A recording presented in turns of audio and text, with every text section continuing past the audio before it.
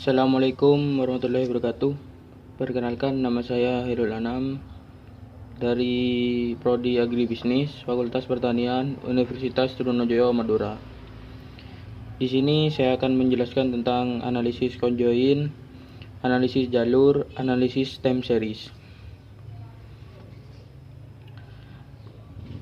Selanjutnya, yang pertama yaitu pengertian. Pengertian analisis conjoin adalah teknik analisis yang dapat digunakan untuk menentukan tingkat kepentingan relatif berdasarkan persepsi pelanggan. Jadi, setiap stimulus apa saja yang bisa berupa produktif, merek atau barang yang dijual di pasar akan dievaluasi oleh konsumen sebagai suatu kumpulan atribut tertentu. Oleh karena itu, teknik ini sangat bermanfaat dalam pemasaran untuk mengetahui preferensi konsumen terhadap suatu produk yang diluncurkan di pasar. Pengertian kedua yaitu analisis jalur. Di sini analisis jalur adalah teknik analisis statistik yang pengembangan langsung bentuk regresi berganda. Untuk pengertian yang ketiga yaitu analisis time series adalah mempelajari nilai-nilai suatu variabel yang berurutan menurut waktu seperti hari, bulan, dan tahun. Selanjutnya yaitu tentang tujuan analisis conjoin. Yang pertama, menentukan kepentingan relatif dari atribut di dalam pemilihan oleh pelanggan. Tujuan kedua yaitu menunjukkan sejauh mana kesediaan individu melakukan pertukaran atau trade-off antar atribut suatu produk pelayan.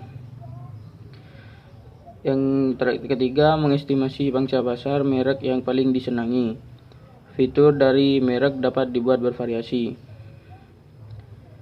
Tujuan dari analisis yang kedua yaitu analisis jalur. Yang pertama, untuk melukiskan dan menguji model hubungan antar variabel yang berbentuk sebab akibat.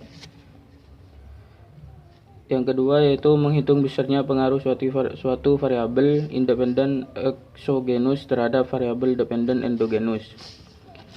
Yang ketiga yaitu menggambar dan menguji suatu model matematis menggunakan persamaan yang mendasarinya.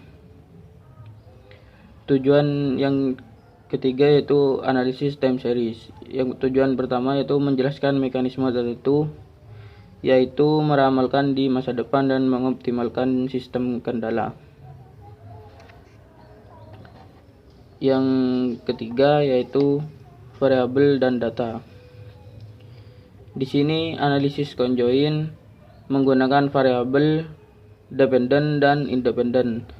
Sedangkan untuk data yang digunakan yaitu data matriks atau interval dan rasio, dan juga ada data non-matriks, nominal dan ordinal.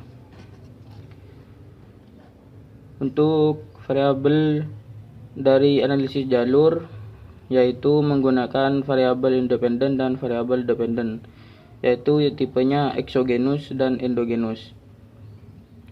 Berikut data yang digunakan yaitu data yang berskala interval dan daya yang berdistribusi normal.